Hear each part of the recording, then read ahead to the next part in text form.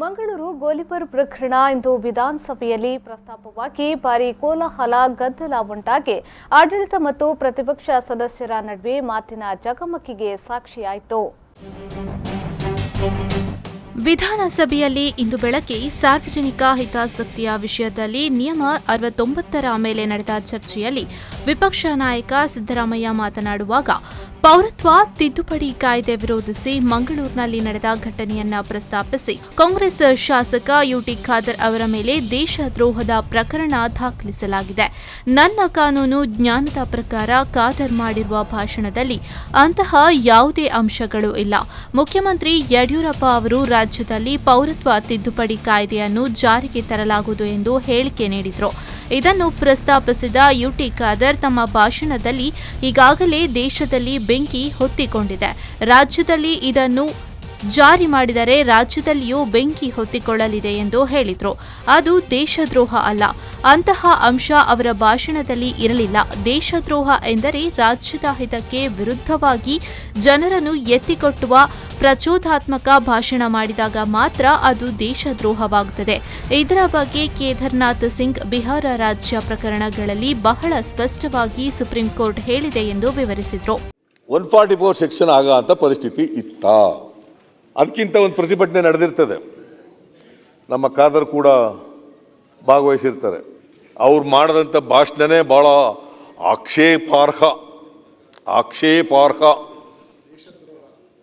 ಅಂತ ಹೇಳಿ ಅವ್ರ ಭಾಷಣದ ಮೇಲೆ ಒಂದು ಕಂಪ್ಲೇಂಟ್ ಕೊಡ್ತಾರೆ.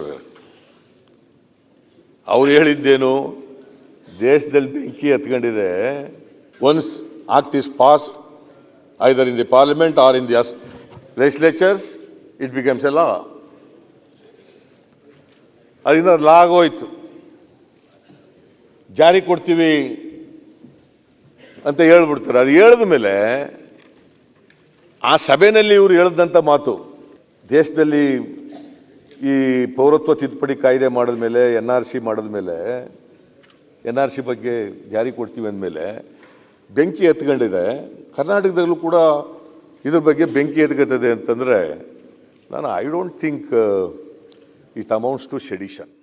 ಬೆಂಕಿ ಹಚ್ಚುತ್ತೇವೆ ಎಂದು ಖಾದರ್ ಹೇಳಲಿಲ್ಲ, ಬೆಂಕಿ ಬೀಳುತ್ತದೆ ಎಂದು ಹೇಳಿದ್ರು. ಇವೆರಡೂ ವಿಭಿನ್ನ ಅರ್ಥವಿದೆ. ಇಲ್ಲಿನ ಮೆನ್ಸಿಯಾ ಮುಖ್ಯ. ಯಾವ ಉದ್ದೇಶದಲ್ಲಿ ಹೇಳಿದ್ದಾರೆ ಎಂಬುದನ್ನು ಇಲ್ಲಿ ಪರಿಗಣಿಸಬೇಕಾಗುತ್ತದೆ ಎಂದು ಹೇಳಿದರು.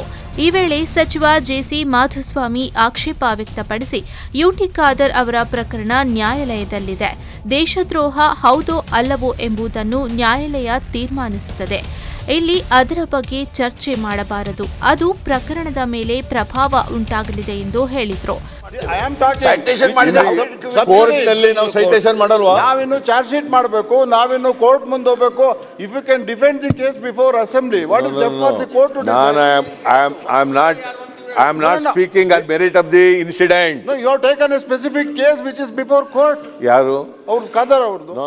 ಆಗ ಕಾಂಗ್ರೆಸ್ ಸದಸ್ಯ RV ದೇಶಪಾಂಡೆ ಮಧ್ಯಪ್ರವೇಶಿಸಿ ಇಲ್ಲಿ ಮಾತನಾಡಿದರೆ ಅದು ನ್ಯಾಯಾಲಯದ ಮೇಲೆ ಪ್ರಭಾವ ಬೀರುವುದಿಲ್ಲ. ಸಿದ್ದರಾಮಯ್ಯ ಅವರು ಕೆಲವು ಸುಪ್ರೀಂ ಕೋರ್ಟ್ ಮತ್ತು ಹೈಕೋರ್ಟ್ನ ತೀರ್ಪುಗಳನ್ನು ಉಲ್ಲೇಖಿಸಿದ್ದಾರೆ ಅಷ್ಟೇ ಎಂದು ಸಮರ್ಥಿಸಿಕೊಂಡರು. ಅವರು ಏನು ಹೇಳ್ತಾ ಇದ್ದಾರೆ, ಇವ್ರು ಏನು ಮಾತಾಡಿದ್ರು ಇನ್ಫ್ಲೂಯೆನ್ಸ್ ಆಗುದಿಲ್ಲ court. Please understand. How can you influence the judiciary? In a debate ಆಗಿದ್ದು, how can you influence the judiciary from here? ಅವ್ರಿಗೇನು ಸಂಬಂಧ ಇಲ್ಲ. Judiciary will not look into all these things. Only ನೀವೇನು record produce ಮಾಡ್ತೀರಿ, ಅವ್ರೇನು defence ತಗೊಳ್ತಾರೆ, ಅದ್ರ ಮೇಲೆ ನಿರ್ಣಯ ಮಾಡ್ತಾರೆ ವಿನಃ ನಾವೇನು ಮಾತಾಡ್ತೇವೆ ಅದ್ರ ಮೇಲೆ ನಿರ್ಣಯ ಮಾಡೋಕ್ಕೆ ಶುರು ಮಾಡಿದರೆ supreme court, high court, it will very difficult. Nobody will do that. ಈ ವೇಳೆ ಆಡಳಿತ ಮತ್ತು ಪ್ರತಿಪಕ್ಷಗಳ ಸದಸ್ಯರ ನಡುವೆ ಮಾತಿನ ಚಕಮಕಿ ನಡೆಯಿತು. ಆಗ ಸ್ಪೀಕರ್ ಉಭಯ ಕಡೆಯವರನ್ನ ಸಮಾಧಾನ ಪಡಿಸಿ ಸಿದ್ದರಾಮಯ್ಯ ಅವರಿಗೆ ಮಾತನಾಡಲು ಅವಕಾಶ ಕಲ್ಪಿಸಿದರು. ಸಿದ್ದರಾಮಯ್ಯ ಮಾತನಾಡುವಾಗ ಪದೇ ಪದೇ ಆಡಳಿತ ಪಕ್ಷಗಳ ನಡುವೆ ಮಾತಿನ ಚಕಮಕಿ ನಡೆಯುತ್ತಲೇ ಇದ್ದವು.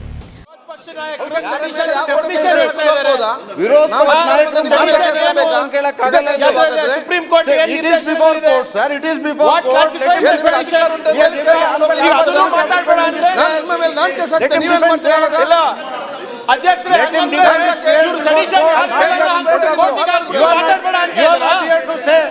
ಇಲ್ಲಿ ಅಧ್ಯಕ್ಷ